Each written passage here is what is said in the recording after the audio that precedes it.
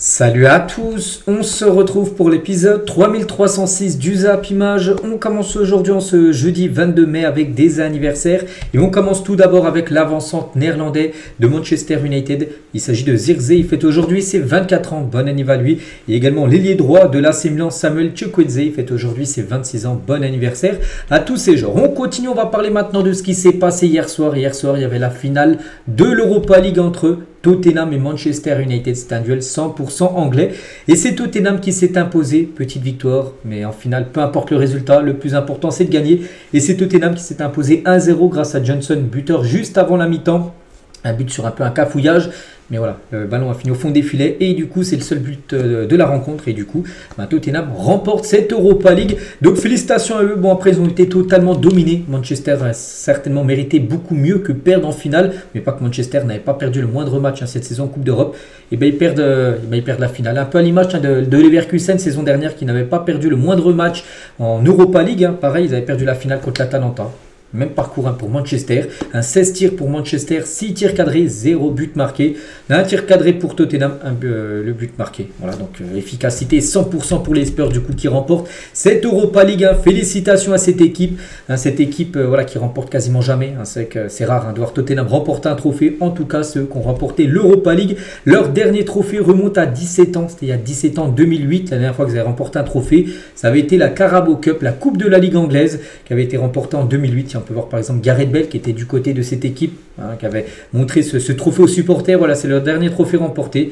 Et maintenant, enfin, ils ont cassé cette série, cette malédiction de 17 ans sans trophée avec cette Europa League remportée. Donc, c'est leur troisième Europa League de leur histoire. Ils l'ont gagné en 72, en 84 et en 2025. Donc, voilà le palmarès complet des Europa League. Notez que la première édition, ceux qui l'ont remporté, Tottenham en 72, en 84, puis là la dernière en 2025, qui succède à l'Atalanta Bergame, au FC Séville à Francfort, qui avait remporté les dernières éditions.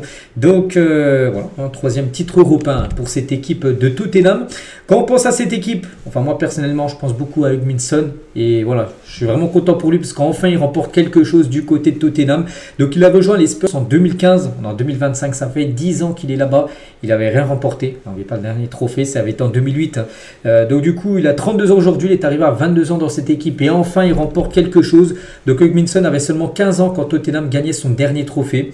Voilà, avant bien sûr hier soir, cette Coupe de la Ligue. Donc lui, il avait seulement 15 ans. Voilà, les années ont passé, bien sûr, maintenant. Il en a 32 et enfin, il remporte quelque chose. Et je peux enfin me considérer comme une légende de Tottenham. Bon, je pense que même s'il aurait perdu la finale hier, je pense qu'il aurait été considéré comme une légende bien sûr de Tottenham, mais bien sûr avec ce trophée remporté, oui, là il peut vraiment se considérer comme une très grande légende de Tottenham, l'un des meilleurs joueurs de l'histoire certainement de ce club. Et Hugminson, voilà, ça fait plaisir, soulève le premier trophée de sa carrière. Voilà, cette Europa League qu'il a pu bien sûr fêter avec tous ses coéquipiers. Donc félicitations à eux. Et c'est qu'on a l'impression que les malédictions n'existent plus du côté de Tottenham ou ex-joueur pour Tottenham, Harry Kane. On sait que lui aussi n'avait rien remporté depuis longtemps. Premier trophée de sa carrière, la Bundesliga remportée il y a quelques jours. Lui qui a longtemps joué à Tottenham, bien sûr, Harry Kane, c'est pour ça qu'on en parle. Et Hugminson, son ami, donc premier trophée de sa carrière, sort avec bien sûr cette Europa League remportée. Et Harry Kane a félicité, donc félicitations aux Spurs, où il a passé je ne sais pas combien d'années, au moins 7-8 ans du côté de Tottenham. Il a félicité son ancien club par rapport à ce titre de champion d'Europe, de l'Europa League. Le meilleur joueur de cette finale, c'est lui, c'est Cristian Romero, défenseur argentin, est élu homme du match de cette finale de l'Europa League. Félicitations lui, vraiment gros, match très solide de la part de Romero, pisté par l'Atlético Madrid, ce jeu, on verra s'il restera. Bon bref, en tout cas, lui les gars, il n'a jamais perdu de finale. Toutes les finales qu'il a disputées, il a tout gagné. Donc la finale hier contre Manchester, la Copa América, finale 2024 contre la Colombie, il était avec l'Argentine, ils ont gagné 1-0. La finale de la Coupe du Monde, bien sûr, contre l'équipe de France. La finalissima 3-0 contre l'Italie en 2022. La Copa América, la finale de 2021 contre le Brésil, il était bien sûr avec l'Argentine, il a également gagné. Voilà, donc lui, ça fait combien? Ça fait 5 finales, les 5 ont été remportées par Cristian Romero. On peut voir aussi une photo de Richarlison avec le trophée grosse finale de Richarlison. C'est vrai qu'il n'y a pas eu beaucoup de tirs, seulement 3 tirs, une frappe cadrée, mais il a fait beaucoup d'efforts, que ce soit surtout les efforts défensifs que maintenant ce que demandent les coachs aux joueurs attaquants voilà, d'aider les milieux et les défenseurs. Donc il était très bon bien sûr Richarlison lors de cette finale. Concernant aussi ce joueur, Van de Ven qui sauve quand même, parce que là il y a avoir but. Lob, je ne sais plus ce qui fait la tête. Puis voilà, il sauve le ballon voilà, qu'il allait franchir la ligne juste avant, bien sûr, de marquer. Donc là, ça vaut quasiment le titre, on peut dire. Donc ça équivaut comme un but, tout simplement. Le sauvetage de Van de Ven. Concernant lui, le joueur qui a marqué, enfin, c'est un cafouillage. On ne sait pas si c'est lui qui a marqué ou si c'est Luke Shaw qui a marqué contre son camp. Voilà, mais bon, c'est lui qui est à l'origine, bien sûr, du but. Donc c'est Brennan Johnson, je me souviens, en début de saison. Il a été beaucoup critiqué. J'en avais parlé, je me souviens qu'il avait même dû désactiver un coup ses commentaires Instagram parce qu'il recevait trop de critiques. Mais en tout cas, hier, c'est lui qui est à l'origine du but et qui a permis, bien sûr, à Tottenham de remporter cette Europa League. Les joueurs de Tottenham brandissent une affiche d'Ange Postecoglou avec écrit, donc je n'ai pas l'habitude des choses, je gagne toujours lors de ma deuxième année. C'est vrai qu'il avait dit ça. Sa première année, il gagne rien, donc la saison dernière, il n'a rien gagné, mais il gagne quelque chose à chaque fois lors de sa deuxième saison dans le club où il est. La preuve, hier, il a gagné, bien sûr. Cette Europa League, concernant Ange Postecoglou, on ne sait pas s'il va rester. Parce que même avant la finale, il y a 2-3 jours, je vous avais dit qu'en gros, son sort était scellé. Que ça soit victoire ou défaite, il allait se faire remplacer par rapport à la saison catastrophique de Tottenham même en championnat. Heureusement, ils sauvent leur saison. On verra s'il restera en place avec ce titre de champion d'Europe. Et officiel, du coup, Tottenham jouera bien la Ligue des Champions la saison prochaine. C'est fou. Les Spurs sont 17e de Première Ligue. Il y a les 3 derniers qui descendent des dessus, Leicester et Southampton. Et juste devant, c'est Tottenham qui se sauvent, ils sont maintenus, mais ils seront en Ligue des Champions, parce que bien sûr le vainqueur de l'Europa League est qualifié en Champions League. Et c'est la saison des fins de dizaines de malédictions dans le football. Donc Harry Kane et Wilson, premier trophée de leur carrière. Tottenham, premier trophée depuis 2008. Crystal Palace, premier trophée majeur de leur histoire en 117 ans d'histoire. Palace a gagné la FA Cup il y a quelques jours contre City. Newcastle, premier trophée depuis 70 ans. Ils ont gagné la Carabao Cup. Newcastle, n'oubliez pas, contre Liverpool. C'était il y a à peu près un mois. Bologne a remporté la Coupe d'Italie depuis 51 ans. Premier trophée pour 51 ans. On attend le PSG, la Ligue des Champions désormais. Parce que voilà, on se dit qu'il y a pas mal de nouveaux qui gagnent quelque chose. Voilà, des clubs qui n'ont rien remporté depuis longtemps. Bon, Paris gagne quand même souvent des trophées. La Coupe de France, enfin, championnat, tout ça. Mais en Europe, rien du tout.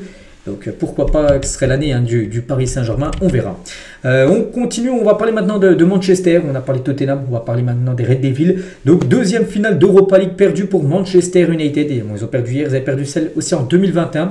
Ils avaient été en finale contre Villarreal, match nul, tir au but 11-10, ça avait été une séance de tir au but légendaire, 11 tirs à but, tir au but marqué pour Villarreal, seulement 10 pour Manchester, enfin seulement. Mais voilà, ils avaient perdu en gros la finale au tir au but. Donc il reste sur 2 défaites et c'est que Manchester a perdu quand même pas mal de finales de Coupe d'Europe depuis 2009. Donc là en 2025, 2021. En 2019, ils avaient gagné l'Europa League contre l'Ajax, ils avaient gagné 2-0. Pogba jouait dans cette équipe. Bref, en 2017, ils avaient perdu la Super Coupe de l'UEFA, 2-1 contre le Real. En 2011 et 2009, ils avaient perdu 2 fois la finale de la Ligue des Champions, 2 fois contre le Barça. 2011, une défaite 3-1 et 2009, défaite 2-0. Donc voilà, en gros, sur les 6 dernières finales européennes, ils en ont gagné une contre l'Ajax en 2019, mais ils en ont perdu 5 quand même, cette équipe de Manchester United qui passe à côté de ce trophée. C'est dommage, comme j'en ai parlé un peu tout à l'heure, j'ai dit, ils n'ont pas perdu un match cette saison en Coupe d'Europe et ils perdent la finale. C'est le match qu'il ne faut pas perdre. Tu peux perdre au pire une demi-finale, si tu as gagné l'autre avec plus de buts. Tu peux passer au tour suivant, mais la finale, il ne faut absolument pas la perdre, sinon c'est pas possible, il n'y a pas de match retour. Et du coup, Manchester perd au plus mauvais moment, en gros, lors de la finale. Donc bien sûr, beaucoup de joueurs très déçus. Et du coup, la saison, là, on peut dire que la saison est catastrophique, avec une 16e place en Première Ligue. Ils misaient tout sur cette Europa League pour se qualifier en Ligue des Champions. Donc voilà, la situation à Manchester est quand même très très compliquée. Casemiro, perd sa première finale européenne, lui qu'on a remporté beaucoup à l'époque. Il était au Real, il a enchaîné beaucoup de Ligue des Champions, il était en finale et titulaire à chaque fois. Donc première finale de Coupe d'Europe perdue. Voilà pour Casemiro. André Onana, donc lui vient de perdre sa 3e finale européenne. Donc Tottenham, Manchester City, enfin il est à l'Inter avant. L'Inter a perdu en 2023 contre City en finale de Ligue des Champions 1-0. Et 2017 avec l'Ajax contre Manchester United. United a gagné 2-0 lors de la finale d'Europa League. Donc lui c'était gardien de l'Ajax. Donc 3 finales perdues sont face à chaque fois des clubs anglais. Voilà pour André Onana. Lenny qui perd la première finale européenne de sa carrière. Il est encore jeune. On lui souhaite le meilleur pour l'avenir. Il est tout jeune, il a seulement 18 ans. Mais voilà, première finale pour lui. En plus, regardez, c'est le 3e plus jeune joueur français à débuter lors d'une finale d'Europa League à 19 ans, 6 mois et 8 jours. Il a été titulaire et malheureusement pour lui c'est une défaite, même si son équipe aurait certainement dû gagner le match. Je regardais bien sûr la rencontre et tout ça, c'est que Tottenham a eu beaucoup de chance, mais bon, la chance joue bien sûr dans le football. Et du coup officiel, pas de Coupe d'Europe la saison prochaine pour Manchester. Encore une saison blanche et encore une saison, même là c'est même plus une saison oubliée, c'est une saison qu'il faut peut-être pas non plus tout oublier parce que ça a été tellement catastrophique qu'il faut absolument faire, de toute façon, tu peux que mieux faire la saison prochaine, mais là, il y aura, je pense, beaucoup de changements. Du côté de Manchester, je pense beaucoup de départs et beaucoup d'arrivées, parce que là, la situation est très critique. 16e du championnat. Ils auraient pu sauver leur saison avec ce titre hier s'ils auraient gagné. Ils ne l'ont pas fait. Donc, vraiment très compliqué, bien sûr, pour Manchester. Et on finit avec l'Europa League, juste avec Ryan Cherki. Pourquoi on parle de Ryan Cherki? Parce que c'est officiel, du coup, il finit meilleur passeur de l'Europa League, vu que c'est le dernier match hier. Il n'y a plus d'autres passes D faites. Donc, du coup, malgré l'élimination en quart de finale, il termine avec 8 passes D au compteur. Et c'est lui le meilleur passeur de cette Europa League. Je ne sais plus qui finit meilleur buteur. On parlera dans les prochains jours. En tout cas, Cherki finit meilleur passeur de l'Europa League et meilleur passeur également, mais niveau Ligue 1. Donc voilà, très bon joueur bien sûr ce Ryan Cherki. Donc voilà ce qu'il y a à dire sur cette Europa League. Donc voilà, le dossier est clos, on peut dire, avec la victoire de Tottenham. Il y avait également un autre match hier, c'était les barrages pour monter en Ligue 1, voilà, donc ou rester en Ligue 1 pour Reims. Donc c'était le premier match, donc Metz contre le Stade de Reims et match nul à partout. Donc voilà, du coup rendez-vous jeudi 29 mai, pas jeudi... pas aujourd'hui, mais plutôt la semaine prochaine. Pourquoi? Parce que de base, il aurait dû être joué dimanche le match, mais vu que Reims joue la finale de Coupe de France, ils ne vont pas jouer samedi soir et le lendemain dimanche. Donc bien sûr, le match est décalé au 29 mai, donc dans une semaine jour pour jour. Le match retour qui sera cette fois-ci à Reims pour savoir qui ira en Ligue 1 ou qui descendra, peu importe. Donc voilà, ce sera la semaine prochaine. Donc concernant le match, voici les stats. Je n'ai pas regardé la rencontre. Pour ça a été un match plutôt serré. De toute façon, quand c'est les barrages, c'est serré. Voilà, c'est plutôt Metz qui a eu peut-être un peu plus de tirs, cadrés. Donc décision finale. Jeudi prochain, ça fait la une qui a du journal Équipe aujourd'hui, l'ascenseur à mi-chemin. Pour l'instant, voilà. Pour l'instant, il ne s'est rien passé. On attend bien sûr le résultat du match retour. Et Mathieu Hudol, qui est un joueur de Metz, a été élu homme du match lors de cette rencontre hier. On prend la direction aussi de l'Arabie Saoudite. On va parler de l'équipe de Cristiano Ronaldo qui joue l'un de ses derniers matchs. Je crois que c'est l'avant-dernière journée du côté du championnat saoudien. Donc Al Nasser contre Al Khalej. Il a gagné 2-0. Donc parfait. Donc Douran et Cristiano Ronaldo, un buteur. Ronaldo, buteur sur pénalty à la 97e. Il a également eu un autre pénalty à la 65e qui n'a pas marqué, Cristiano Ronaldo. Bon bref, il a marqué, tant mieux pour lui. Donc 14 tirs, 7 tirs cadrés. Donc son équipe mérite bien sûr la victoire. Et Ronaldo qui a inscrit un nouveau but sur pénalty. Donc il a inscrit son 935e but en carrière hier soir. Son 34e but cette saison avec Al Nasser, toute compétition confondue. Grosse saison bien sûr de Cristiano Ronaldo. Donc 935 buts, on peut voir où il en a marqué. Donc 5 avec le Sporting, 145 avec Manchester, 450 avec le Real, 101 avec la Juve, 98 avec Al Nasser. Encore 2 buts et il atteindra la barre des 100 buts du côté de son club d'Al Nasser et 136 bien sûr avec la sélection portugaise. Donc il n'est plus qu'à 65 buts de son objectif ultime, atteindre la barre des 1000 buts en carrière. Et toujours avec son équipe d'Al Nasser. Donc Al Nasser a présenté son 3e maillot pour la saison prochaine. Hier ils ont joué avec leur nouveau 3e maillot qu'ils auront la saison prochaine. Mais hier ils ont joué avec ce maillot là pour la rencontre d'hier. Donc très beau maillot bien sûr pour cette équipe d'Al Nasser. Et pour revenir sur Cristiano Ronaldo, grosse info parce que le Wydad Casablanca, donc une équipe au Maroc, veut signer Cristiano Ronaldo en prêt pour la Coupe du Monde des clubs. En gros, il serait toujours du côté d'Al Nasser, mais juste pour la Coupe du Monde des clubs. Et le Wydad Casablanca qui est qualifié, cette équipe, je crois qu'elle est dans la poule par exemple de la Juventus Turin, et ils aimeraient l'avoir. Voilà, tu peux faire ça, tu peux lui donner un contrat, un contrat de 1 mois. Ronaldo joue la Coupe du Monde des clubs, puis après il retourne à Al Nasser. C'est totalement possible. Donc voilà, ça prend une belle ampleur avec cette équipe marocaine. Regardez, il y a même alors que les rumeurs envoient CR7 au Wydad Casablanca, le club a même lâché ce commentaire. Donc là sur le Twitter officiel de la Coupe du Monde, le Wydad Casablanca, donc le Twitter officiel, en gros, ils ont mis un petit sablier pour dire c'est peut-être une question de temps. Imaginez peut-être Ronaldo pourrait jouer cette compétition, mais pas que Léo Messi jouera bien sûr la Coupe du Monde des clubs, lui avec l'Inter Miami. Et les Marocains ne perdent pas de temps, donc le maillot du Wydad Casablanca floqué déjà, Cristiano Ronaldo est disponible dans les souks, alors que la rumeur vient à peine de sortir. Voilà, il y a déjà des rumeurs, puis ça, il y a déjà des maillots Cristiano Ronaldo sur le maillot de Wydad Casablanca, donc affaire à suivre. On continue, on revient nous 15 ans jour pour jour en arrière, c'était un 22 mai 2010, voilà. Donc l'Inter Milan de José Mourinho remportait la Ligue des Champions 2-0 face au Bayern Munich. C'est au Bernabeu, dans le stade du Real, la finale, mais c'était bien l'Inter qui avait gagné sa Ligue des Champions, sa dernière Ligue des Champions remportée. Ils vont jouer une finale là maintenant dans 9 jours, une nouvelle. Donc voilà, c'était un grand moment bien sûr pour cette équipe de l'Inter Milan. On continue, on va parler maintenant de la liste de Didier Deschamps. Elle a été dévoilée hier à 14 h mercredi et officielle. Donc voici les jours appelés pour le Final Four. Donc en gros, les deux matchs, il y a deux matchs de toute façon. Il y a la demi-finale tout d'abord déjà contre l'Espagne, ça c'est sûr. Puis après, soit la finale, si la France bat l'Espagne, soit la petite finale en cas de défaite, soit contre l'Italie ou l'Allemagne, on verra. Donc voici tous les jours appelés. Donc voilà, on va parler un peu de chaque joueur, mais nous on regarde surtout dans l'attaquant. R.Cherki, j'ai dit hier qu'il y avait des chances qu'il soit là. Il est bien appelé, les gars, officiels. Cherki est sélectionné pour la première fois en équipe de France A. Lui qui joue tout le temps avec les espoirs, ça y est, première fois qu'il est avec les seniors et c'est pour moi totalement logique. Vu de ce qu'il a fait quand même ces dernières semaines, ces derniers mois, et lors du dernier rassemblement, il aurait pu être là. Bon, il a été là pour celui-là, c'est mérité bien sûr. Donc Deschamps affirme qu'il n'a pas convoqué Ryan Cherki pour l'empêcher de rejoindre l'Algérie ou l'Italie, parce que si Cherki avait eu des échos, s'il n'aurait pas été convoqué là, il aurait préféré après partir soit avec la sélection algérienne, soit avec la sélection italienne. Donc Deschamps a dit non, il n'a pas appelé Cherki pour le bloquer. En gros, je n'ai jamais empêché un joueur de choisir une autre nation ou de le bloquer. Quand je les prends, c'est pour nos biens, enfin nos besoins, mais pas pour les empêcher de faire autre chose. Voilà, c'est ce qu'il a dit, tout d'abord Didier Deschamps. Et je ne sais pas, enfin là c'est Dugarry, donc lui il pense que Ryan Cherki n'a pas le niveau pour jouer en équipe de France. Enfin, ce qu'il a dit, je ne sais pas si c'est le niveau international, j'ai des doutes. Donc sincèrement, ça me paraît un peu tôt, mais j'espère me tromper. J'ai envie de suivre sa carrière, il a des choses dans ses pieds que peu de joueurs ont, mais c'est peut-être un peu tôt, même si on n'est pas non plus à 6 mois près.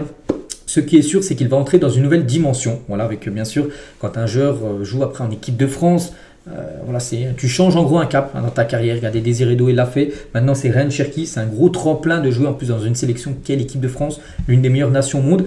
Donc voilà, c'est vraiment une grosse avancée dans la carrière, bien sûr. De Ryan Cherki, pour lui, quand il dit qu'il a des doutes, moi je ne trouve pas. Je ne pense pas qu'il mérite moins qu'un autre joueur actuellement appelé en attaque. Il le mérite au vu de ce qu'il a pu faire. On ne dit pas un meilleur passeur en Ligue 1, meilleur passeur de l'Europa League, avec aussi les buts aussi qu'il a pu marquer. C'est lors des derniers matchs avec Lyon. Pour moi, il mérite totalement sa convocation. Et le camp de Cherki, dément avoir joué avec l'Algérie ou l'Italie, pour mettre pression en gros sur la France et d'être appelé, il a dit, c'est mal connaître Ryan, de penser qu'il ait pu exercer une pression sur qui que ce soit ou qu'il ait pu utiliser une autre sélection pour venir en équipe de France. C'est aussi irrespectueux à l'égard du sélectionneur dont le discours a été très clair. Ryan n'a jamais eu le moindre échange avec un sélectionneur ou le président d'une autre fédération, même s'il aurait pu y prétendre. Il ne possède la nationalité d'aucun autre pays. Il n'a que la nationalité sportive française et ni algérienne ni italienne. Voilà, en gros, c'est le camp de Ryan Cherki qui a réagi à ça par rapport à sa convocation. Toujours avec un autre Lyonnais, c'est Tolisso qui aurait pu être appelé. Il n'a pas été appelé. Tolisso, pourtant, il a été bon lui aussi lors des derniers mois. Il a dit qu'il aurait pu y être, mais il y a des choix à faire. Il ne peut pas prendre tout le monde. Donc des joueurs ont été là à l'automne et ont répondu à mes attentes. Il évolue à un poste où j'ai du monde. Donc il y a trop de concurrence. Il a fait une belle saison et à lui de continuer sur la prochaine. Puis voilà, s'il continue à être performant, peut-être, il pourrait peut-être être appelé pour la prochaine trêve qui sera au mois de septembre, la prochaine. Tiens, des nouveaux aussi, on a parlé de Cherki. Kalulu aussi, sélectionné pour la première fois en équipe de France. Donc le défenseur français de la Juventus Turin. Donc il a fait une belle saison avec la Juve. Il a fait... il avait il était très bon avec l'AC Milan à l'époque. Il a la capacité à pouvoir être utilisé à deux postes. À la Juve, il joue plus dans une défense à 3. Il peut être latéral droit également. Cela fait un moment qu'on le suit. C'est plus ou moins lié aux absences sur le plan défensif, mais ça reste aussi dans mon esprit de pouvoir faire bouger les lignes. Après, c'est à lui de confirmer. Voilà, parce qu'il remplace certainement peut-être, parce qu'il peut jouer à droite, à Jules Koundé, qui est forfait. Koundé, donc c'est pour ça qu'il a été appelé Pierre Kalulu, mais bonne nouvelle pour lui. Et du coup, le centre de formation de Lyon tourne à plein régime pour alimenter l'équipe de France. Donc Kalulu, Cherki, donc deux nouveaux joueurs pour la première fois que son équipe de France. Et aussi Malo Gusto qui est dans la liste des Bleus, ou même Bradley Barcola, également formé du côté de Lyon, du côté des Bleus. D'autres choix surprenants, c'est tout d'abord Lucas Hernandez, qui est de retour en équipe de France. Il n'avait plus porté le maillot des Bleus depuis mars 2024, depuis plus d'un an. Et surtout, les gars, parce que voilà, quand tu regardes, il faut que le joueur joue en club. Et en gros, il a passé 7 de ses 12 derniers matchs sur le banc en club du côté du PSG. Donc souvent remplaçant, mais il a été appelé. Enfin même rappelé, parce que lui a déjà joué avec les Bleus dans le passé. Donc bonne nouvelle pour lui. Après, voilà, c'est quand même un choix surprenant. Mais bon, il y a quand même pas mal de blessés en défense. C'est pour ça qu'il y a eu pas mal de choix surprenants, comme celui-là, qui est encore, je pense, plus surprenant. C'est Clément Lenglet. Bon, c'est vrai qu'il a fait une saison correcte du côté de l'Atlético, mais le revoir en bleu, on pensait que c'était fini pour lui. La dernière fois qu'il avait été appelé, c'était en novembre 2021, il y a 4 ans, depuis qu'il n'a pas été appelé. Bon, il fait son retour. Voilà, bon, tant mieux bien sûr pour Clément Lenglet. Loïc Badet aussi présent dans la liste de Didier Deschamps. Donc le défenseur du FC Séville est appelé pour pallier la blessure de Dayot Upamecano. Beaucoup de blessés, je dis en défense. Il n'y a pas Upamecano. Il n'y a pas William Saliba, ça c'est quand même un gros coup dur pour les Bleus. Donc Saliba est forfait pour la Ligue des Nations. Donc le défenseur d'Arsenal souffre d'une blessure aux ischio-jambiers et sera absent quelques semaines et du coup forfait pour cette Ligue des Nations. Donc voilà pourquoi il y a des Badet, des Clément Lenglet, des Lucas Hernandez sont appelés, parce qu'il n'y a pas Upamecano, il n'y a pas il n'y a pas William Saliba, il n'y a pas non plus Jules Koundé aussi. Donc Koundé n'est pas convoqué. Donc touché aux ischio-jambiers, le défenseur du Barça n'a plus joué depuis le 30 avril. Lors du match aller contre l'Inter Milan, où il n'avait plus joué, c'était son dernier match. Donc voilà, voilà, en gros, il est obligé de prendre du coup des autres joueurs. Kingsley Coman, donc lui, il n'est pas blessé, c'est un choix. Hein. Coman est absent de la liste de Didier Deschamps, donc il a pris d'autres joueurs, peut-être Ryan Cherki, qui a été pris. Peut-être à la place de Kingsley Coman. Concernant aussi la présence de Warren Zaïre-Emery, lui aussi c'est plutôt surprenant, il joue très peu du côté du PSG. Donc c'est un très bon jeune joueur, une carrière, ce n'est pas sans période difficile, il reste un joueur sur lequel je compte, qui a fait des choses avec nous, même s'il n'a pas eu énormément de temps de jeu ces derniers temps. Voilà, bon après, voilà, bon, tant mieux pour lui, bien sûr, Zaïre-Emery, mais voilà, c'est vrai qu'on se dit peut-être d'autres joueurs auraient peut-être mérité, je ne sais pas, Tolisso qui joue énormément, peut-être qu'il aurait plus mérité Tolisso vu des derniers matchs, que Zaïre-Emery qui est tout le temps sur le banc. Deschamps aussi parle aussi de Mbappé par rapport à cette belle saison qu'il fait. Donc si on s'en réfère aux stats, il est dans les chiffres réalisés lors des 4 dernières années au PSG en sachant qu'il a changé de club. Il a une période un peu plus compliquée pour lui, mais ça ne l'a pas empêché d'être toujours très efficace et de faire partie des attaquants les plus efficaces au monde. Voilà en gros ce qu'il a pu dire sur la saison de Kylian Mbappé du côté du Real. N'Golo Kanté aussi n'a pas été appelé, N'Golo Kanté, donc ne compte pas prendre sa retraite internationale. Donc le Français vise la Coupe du Monde l'année prochaine. Donc nous convoqué, donc hier mercredi par Deschamps, le milieu de terrain reste dans les radars du staff des Bleus. C'est pas qu'il n'a pas été appelé, qu'il ne sera pas appelé lors des prochains rassemblements. Non, il peut être appelé. Juste le sélectionneur, donc Deschamps, lui expliquer vouloir donner du temps de jeu à une nouvelle génération. Voilà, les plus jeunes, mais ça se peut que pour la Coupe du Monde, s'il continue de performer à l'Etihad, mais pour être appelé, parce que lui son objectif bien sûr c'est de jouer la Coupe du Monde. N'Golo Kanté. Voilà, c'est vrai que quand on voit encore son niveau, parce qu'il est encore très bon à l'Etihad, on se dit oui, il a totalement niveau encore pour jouer avec les Bleus. Puis souvenez-vous à l'Euro, l'été dernier, c'était quasiment l'un des meilleurs joueurs de l'équipe de France, N'Golo Kanté. Deschamps aussi à propos d'Ousmane Dembélé du Ballon d'Or, il a dit il fait partie des candidats bien sûr sérieux pour remporter ce titre. Il y en a d'autres, mais il en fait partie. J'espère que tout se passera bien pour lui avec la finale, bien sûr, de la Ligue des Champions prévue maintenant dans 9 jours. Et Deschamps tient sur cette finale de Ligue des Champions, bien sûr. Un journaliste lui a posé vous êtes pour qui?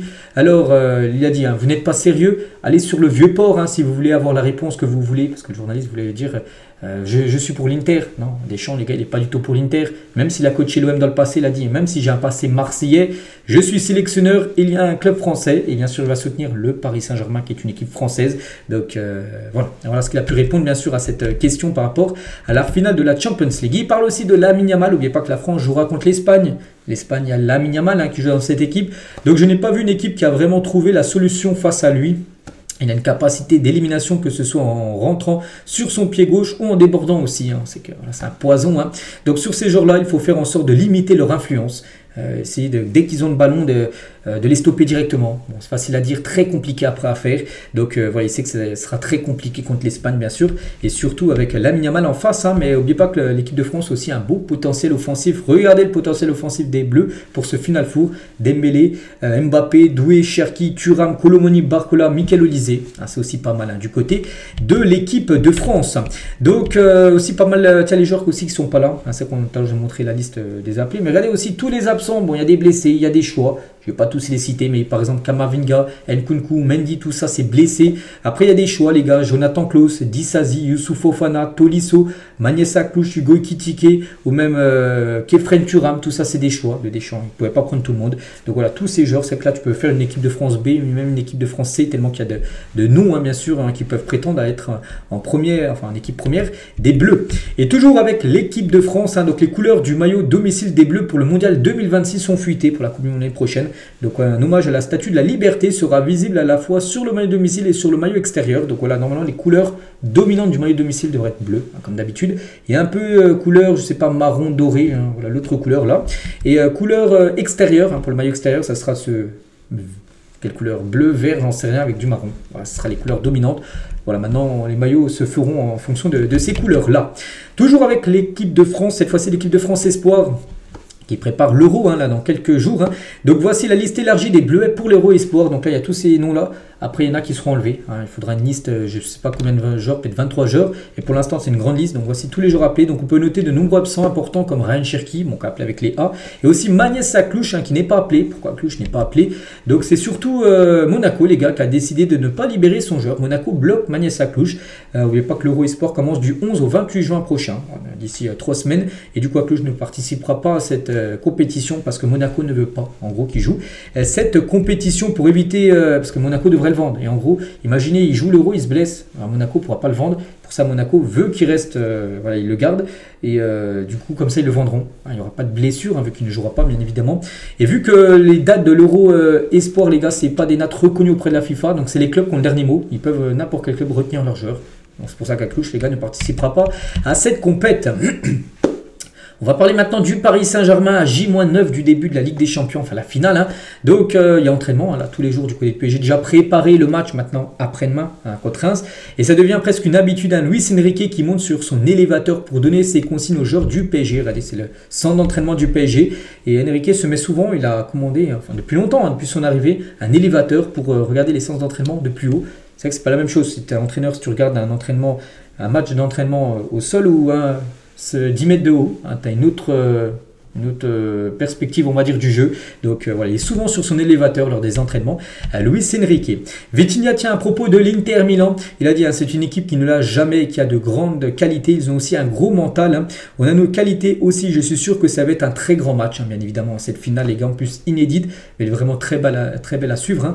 Maintenant, je vous ai dit, 9 jours. Hein. Enrique, Warren Zaïre hein, l'assure. Hein. Le PSG est meilleur et le PSG marque plus de buts sans Mbappé. Donc Enrique, il a dit, même avec Mbappé, on était une vraie équipe. Hein. J'ai simplement dit que cette saison, nous serions meilleurs. Hein. Et Zaïre Emery, il a dit l'après Mbappé. Moi, j'ai vu le coach hein, qui a dit que sans Mbappé, on marquerait plus de buts. Il n'avait pas tort. Voilà, c'est vrai qu'avant, c'était surtout Mbappé qui mettait tous les buts, que maintenant, il y a plein de joueurs qui marquent. Il y a Dembélé, il y a Barcola, il y a Kvaratskhelia, il y a Désiré Doué, il y a Fabien Ruiz. Alors qu'à l'époque, c'était bon. Il y en a de temps en temps qui marquaient en dehors de Mbappé, mais c'était souvent Mbappé hein, qui marquait tous les buts, enfin pratiquement voilà, tous les buts du Paris Saint-Germain. On va parler doucement de Dembélé. Donc aujourd'hui, il fera le tirage des tableaux masculins et féminins de Roland Garros. Aujourd'hui, jeudi à 14 h, là, tiens, dans quelques heures. Donc il est l'invité d'honneur du tournoi parisien. C'est lui qui va tirer les boules voilà, pour dire qui affrontera qui lors du tournoi de Roland Garros qui commence le 25 là, dans 3 jours. C'est imminent. Pour revenir tiens, sur la finale de la Ligue des Champions, une réunion de sécurité présidée par Bruno Retailleau a été prévue vendredi matin avec la préfecture de police de Paris. Hein, parce que bien sûr, il y a cette finale, c'est un samedi soir. Et après, il peut y avoir des débordements. On sait déjà ce qui s'était passé en demi-finale. Hein. Il y a eu plein de vitrines aux Champs-Élysées qui avaient été cassées. Donc là, bien sûr, la sécurité va être énormément renforcée là-dedans. Donc un dispositif de sécurité exceptionnel sera déployé de la capitale le soir du 31 mai pour encadrer une liesse populaire en vue de la finale de la Ligue des Champions afin d'éviter d'éventuelles violences et dégradations. Hein, ce qui s'était passé lors des demi.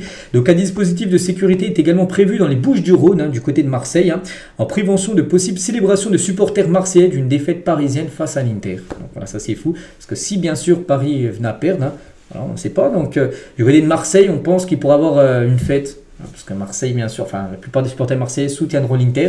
Donc voilà, sécurité renforcée à Paris et à Marseille lors du 31. Voilà ce qu'elle va dire hein, concernant cette finale de Ligue des Champions. Mikel Olise a rendu visite à ses anciens coéquipiers et à son ancien club de Crystal Palace, qui a remporté samedi dernier la FA Cup. Tiens, Olise, hein, qu'en vacances, là, enfin, avant de partir du côté de Clairefontaine, il n'a plus de match avec le Bayern, donc il est parti à Palace. Voilà, faire coucou à ses anciens coéquipiers, tiens, Eze ou Mateta, tiens, par exemple, à son ancien collègue, du côté de Palace. Tiens, nouvelle folie capillaire pour Neymar, les gars, donc voilà, nouvelle coupe de cheveux pour Neymar, mais pas que Neymar, demain, normalement, il rejoue, hein, il était blessé, c'est qu'il est souvent blessé. Et là, depuis un mois, il n'a pas joué, il devrait rejouer demain, il y a un match de coupe hein, du Brésil, et normalement, il devrait jouer, hein, Neymar qui n'est plus blessé, donc voilà, nouvelle coupe de cheveux pour Neymar. Marco Verratti va racheter son club formateur. Donc le milieu italien s'apprête à acquérir 40% du club de Pescara, donc qui évolue actuellement en Série C. On les va acheter, enfin à lui et une autre personne. Enfin, il y a déjà quelqu'un qui a les 100%, mais lui va acheter 40% de cette équipe de Pescara. Marco Verratti. Rendez-vous le 24 juin prochain devant la DNCG pour l'Olympique Lyonnais. John Textor aura pour mission de faire lever les sanctions qui pèsent sur le club de Lyon, ainsi que la menace de rétrogradation en Ligue 2. C'est vrai que Lyon doit ramener de l'argent, montrer que les comptes sont dans le vert en gros. Ils vont passer le 24 juin prochain pour voir si tout se passe bien. Attention, hein, si ça se passe mal, il pourrait être potentiellement relégué en Ligue 2. Grosse frayeur à Rennes. Hein, donc un jeune défenseur de Monaco a été réanimé après s'être écroulé au sol. Donc c'était hier soir. Hier soir, il y avait un match. Hein, je ne sais pas trop, c'est un petit tournoi qu'il y avait entre Rennes et Monaco. Et en gros, ce joueur de Monaco, les gars, il est tombé. Voilà, donc Samuel Nimombe, joueur de l'AS Monaco, s'est effondré en plein match hein, face au Stade Rennais lors de la finale du Challenge Espoir. Donc il a reçu un massage cardiaque sur le terrain avant d'être évacué sur civière. La rencontre a été immédiatement interrompue, bien sûr. On espère que son état n'est pas grave. Donc actuellement, il est toujours à l'hôpital. Voilà, dès que j'ai des nouvelles, bien sûr, je vous les dirai très prochainement, en espérant des bonnes nouvelles. Officiel, Harry Kane est élu joueur de la saison en Bundesliga. Un petit rappel, hein, en Bundesliga, sur les 34 matchs joués du Bayern, on a joué 31. On a loupé quelques-uns, je crois, pour suspension et blessure. Donc 3 matchs loupés, mais 26 buts, 8 passes D. Voilà. Mais pas que saison dernière, il a marqué 36 buts. Hein. En championnat, il en a marqué 26. Bon, c'est déjà pas mal. Mais c'est lui le meilleur joueur de cette saison du côté de la Bundesliga. Et c'est vrai qu'il a gagné pas mal de choses. Hein. Vainqueur de la Bundesliga, meilleur buteur de la Bundesliga et joueur de la saison en Bundesliga. Harry Kane a tout raflé hein, en Allemagne cette saison. On va parler d'Hendrick, le joueur du Real Madrid, et 2 mois d'absence pour Hendrick qui loupera du coup la Coupe du Monde des clubs avec le Real. Coup dur pour lui, hein, c'est dommage. Donc le Brésilien souffre d'une blessure au tendon articulaire des ischio-jambiers de sa jambe droite. Bon bref, voilà, quand on voit blessure, tendon, ischio-jambier, voilà, c'est une blessure musculaire, ça prend du temps, 2 mois. Donc du coup, il devrait faire son retour lors de la pré-saison du Real Madrid. Il ne jouera pas la Coupe du Monde des clubs, c'est un coup dur, hein, bien sûr, pour Hendrick et le Real Madrid. Toujours du côté du Real, donc première historique en Espagne contre le racisme dans les stades. Ces actes hein, sont reconnus comme des crimes de haine. Donc pour des insultes racistes envers Vini Junior à Valladolid, 5 supporters ont été condamnés à 1 an de prison, 1080 à 1620 euros d'amende et 3 ans d'interdiction de stade. Voilà, maintenant on voit vraiment que les choses bougent. Avant, les gars, il y avait plein de propos racistes, tout ça. Personne ne prenait rien. Que maintenant, les gars, ça bouge beaucoup, surtout en Espagne. Hein. Et voilà, en gros, ce qu'ils ont pris 5 supporters de Valladolid d'avoir insulté Vini Junior avec des propos racistes. Toujours du côté du Real, on va parler de Jude Bellingham pour être décalé sur le côté gauche par Xabi Alonso. Le milieu anglais pourrait connaître un nouveau rôle dans le système de Xabi Alonso. Il évoluerait côté gauche derrière le duo Mbappé-Vini dans l'axe. Voilà, c'est déjà, ça devrait être peut-être un 4-4-2, on ne sait pas. Je ne pense pas que le Real jouera en 4-3-3 comme l'a souvent fait avec Ancelotti, vu que là ce sera un nouveau coach. On peut voir que Jude Bellingham pourrait jouer à gauche, peut-être milieu gauche, j'en sais rien. Il est gauche, je ne sais pas. Mais voilà, c'est ce que compte faire en gros Xabi Alonso avec Jude Bellingham. Des nouvelles qu'il y a un ancien joueur du Real Madrid. Il s'agit bien sûr d'Eden Hazard. On sait qu'Hazard, il a pris sa retraite. Il habite toujours à Madrid, Eden Hazard, mais voilà, il profite de son nouveau sport favori, un peu, tiens, comme Gareth Bale, hein, c'est ancien madrilène, c'est le golf. Hein, donc il prend beaucoup de plaisir, bien sûr, Eden Hazard. Donc voilà, tant mieux pour lui, pour son après-carrière de footballeur. Tiens, un autre Belge, c'est Kevin De Bruyne. Pour l'instant, pas encore en retraite, on espère le plus tard possible, mais De Bruyne, hein, et c'est officiel, City va bien ériger une statue en hommage à Kevin De Bruyne. Pour célébrer ses 10 ans au club, hein, De Bruyne aura sa propre statue devant l'Etihad Stadium. Il rejoint donc Silva, Compagnie, Agüero, parmi les légendes du club honorés à jamais. Hein, les trois là, Silva, Compagnie, Agüero, tous une statue. De Bruyne aura aussi sa statue devant le parvis hein, de l'Etihad Stadium, le stade de Manchester City. On va parler de Lamine Yamal et les représentants de Lamine Yamal veulent le plus gros salaire du Barça pour leur prodige. Actuellement, c'est l'un des plus petits salaires. Hein. Il touche 1,6 million d'euros. Par exemple, tiens, juste on compare avec un joueur de... Par exemple, Montpellier, TJ Savani touche plus d'argent à l'année que Lamine Yamal. Voilà, c'est une comparaison. Bon, parce que là, il n'a pas encore prolongé, parce qu'il a encore un contrat jeune, mais dès qu'il va prolonger, donc le 13 juillet prochain, quand il aura 18 ans, là, il va toucher un gros salaire. Et à l'heure actuelle, hein, c'est Lewandowski qui reçoit le plus gros salaire, hein, 26 millions d'euros, et pourrait toucher plus, hein, voilà, comment dire, Lamine Yamal. Donc là, c'est du brut, hein, net, c'est la moitié, bon, c'est déjà pas mal, mais voilà, il pourrait toucher le plus gros salaire du côté du FC Barcelone, Lamine Yamal, avec son nouveau contrat. Et toujours avec Lamine Yamal, Ronaldinho, hein, qui valide le crack Lamine Yamal, hein, donc Messi et moi avons écrit l'histoire, maintenant c'est à son tour, c'est extraordinaire ce qu'il fait à son âge, il a tellement de talent, j'adore voir des joueurs comme lui, ils font du bien au football, hein, il a le niveau d'un ballon d'or. On pense qu'il a totalement, enfin oui, il a totalement raison dans ses propos, bien sûr, Ronaldinho sur Lamine Yamal. Et on finit aujourd'hui avec le 11 de la saison 2024-2025 selon The Athletic. Qu'en pensez-vous? Il n'y a rien qui cloche, peut-être, hein, c'est que si on parlait de Lamine Yamal, les gars, mais il n'est pas dedans. Il y a peut-être Salah, oui, qui a fait une grosse saison, mais pas Lamine Yamal. Bon, après, c'est que Salah, il a des meilleurs stats, on va dire, que Lamine Yamal, voilà, en termes de buts ou de passes D. Bon, après, Lamine Yamal aurait mérité dedans. Après, il y a Dembélé, il y a Rafinha, pas mal de Parisiens. On peut avoir Dembélé, on peut avoir Vitinha, on peut avoir Hakimi, on peut avoir Nuno Mendes, 4 Parisiens comme dans l'11 finale. Il y a Bastoni, il y a Van Dijk, il y a Courtois, il y a Declan Rice, il y a Pedri, Rafinha. Donc voilà. Vous aurez échangé qui à la place de qui, hein. N'hésitez pas à mettre tout ça en commentaire. Donc voilà les gars ce qu'il y a à dire aujourd'hui. J'espère que ça vous a plu. On se retrouve nous demain, bien sûr, demain vendredi. Pour le prochain numéro, je vous souhaite une très bonne journée et à demain.